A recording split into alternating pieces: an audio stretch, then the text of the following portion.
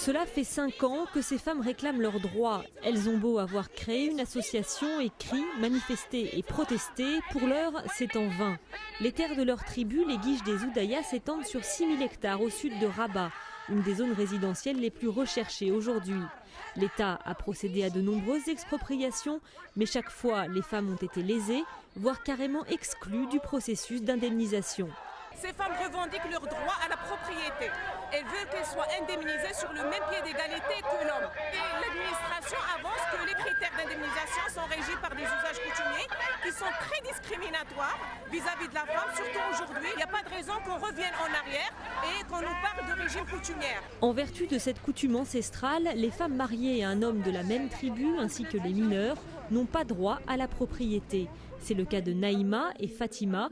Lorsque l'État a réquisitionné leurs terres, seuls leurs maris ont été indemnisés. Mais aujourd'hui, l'une est divorcée, l'autre est veuve. Elles se retrouvent donc sans rien, contraintes de vivre au crochet de leurs proches.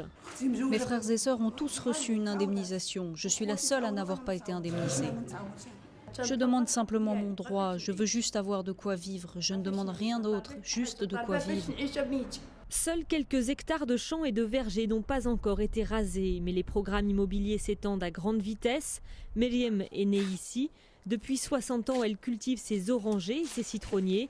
Si elle devait être expropriée et si les critères restent inchangés, elle ne bénéficiera d'aucune indemnisation. S'ils nous déplacent, qu'est-ce qu'on va devenir? Mes enfants habitent chacun chez eux. Où est-ce que j'irai? Comment je survivrai? Le jour où ils m'enlèvent mon jardin, je suis perdue.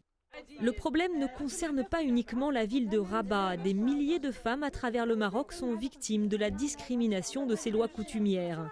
Si les droits des femmes au Maroc ont beaucoup progressé ces dernières années, la pleine égalité entre l'homme et la femme est encore loin d'être une réalité.